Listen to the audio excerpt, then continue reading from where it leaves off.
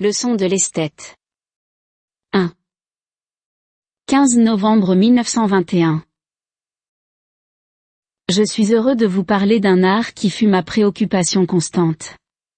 Vous avez 100 fois raison de défendre la cause de l'art et de la mettre en parallèle sur la terre et dans l'espace.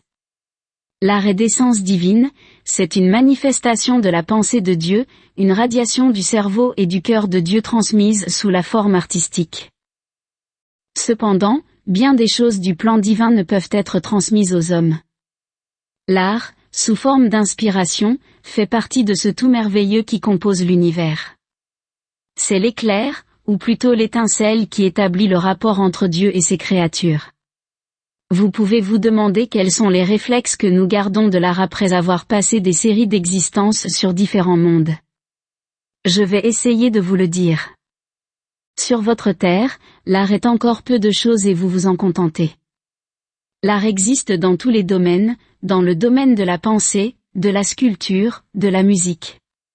C'est dans ce dernier qu'il se manifeste le mieux et devient accessible à plus de cerveaux. Tout d'abord, lorsque l'esprit humain s'incarne sur la terre et qu'il apporte, soit de sa vie dans l'espace, soit par suite d'un travail antérieur dans des vies terrestres, une certaine notion d'idéal esthétique, lorsqu'il arrive à maturité dans sa vie terrestre. Son bagage artistique s'extériorise sous la forme d'inspiration jointe à une qualité maîtresse que nous appellerons le goût joint au sens du beau. Voici donc l'artiste créé et prêt à travailler sur la matière. Quand cet artiste a accompli une vie de travail, il retourne à l'espace. Là se dégagera de son être une foule de pensées qu'il désire concrétiser. Dans ce milieu fluidique, il aura tous les matériaux nécessaires pour reconstituer ce que sa pensée emprisonnée dans la chair n'a pu réaliser en une seule existence. L'esprit ne possède pas d'organes visuels, mais la pensée réunit tous les sens. Tout d'abord, il revoit dans sa mémoire les plus belles choses qui ont frappé son cerveau dans sa précédente existence. S'il a vécu dans un milieu élevé, grâce aux directives acquises, les tableaux qui repasseront dans sa pensée seront véritablement inspirés par le culte du beau. Donc, notre être spirituel, de par son travail, sera en peu de temps transporté dans un milieu fluidique suffisamment pur, dégagé de parcelles matérielles et de là il pourra recevoir, par le souvenir, le reflet artistique de ses vues antérieures. Par un simple vouloir, tout se concrétisera à l'aide des fluides ambiants. Cet esprit était-il peintre? Sa pensée reflétera les tableaux des maîtres qu'il a connus et aimés. Était-il sculpteur? Les formes antiques ou classiques, ou celles de son époque apparaîtront sur l'écran de sa pensée. Puis, à la longue, d'autres esprits, non pas attirés par l'art, mais désireux de s'élever vers un plan supérieur, se grouperont autour des êtres qui, par leur travail et leur avancement, planent dans les régions fluidiques plus pures. Ces êtres, qui approchent l'artiste, recevront plus facilement la pensée de ce dernier, par un travail prolongé, il s'établira une fusion entre l'esprit du profane et l'esprit de l'artiste.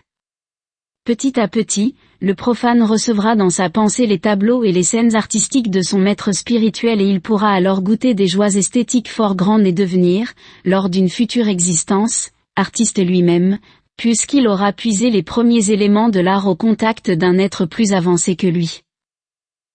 C'est ainsi qu'en général les milieux artistiques se perpétuent de la Terre à l'espace, de l'espace à la Terre et dans les autres mondes, car il existe bien des sphères où les moyens de création artistique sont plus riches que sur votre globe. Je dois ajouter que les esprits, par des échanges de pensées, peuvent créer des formes à l'aide de la gamme des couleurs qui est infinie dans l'espace. Plus les plans sont élevés, plus la gamme des couleurs est développée. Dans l'atmosphère terrestre, nous ne pouvons extérioriser notre pensée d'une façon nette et précise. C'est comme si vous vouliez projeter votre pensée sur un écran grisâtre au lieu d'un écran blanc. Parfois les esprits se réunissent entre eux, échangent par leurs pensées des formes, créent des tableaux variés. S'il se trouve parmi eux un esprit qui a vécu dans un monde supérieur, il fait profiter ses frères moins privilégiés des ressources artistiques qu'il a pu acquérir. Le créateur de ces scènes a le pouvoir de détruire immédiatement ce que sa pensée a créé. Ces scènes sont donc passagères et personnelles à l'esprit, mais ceux qui ont le désir de s'élever peuvent profiter de cette projection artistique, constituée par la combinaison des molécules fluidiques puisées dans le milieu ambiant.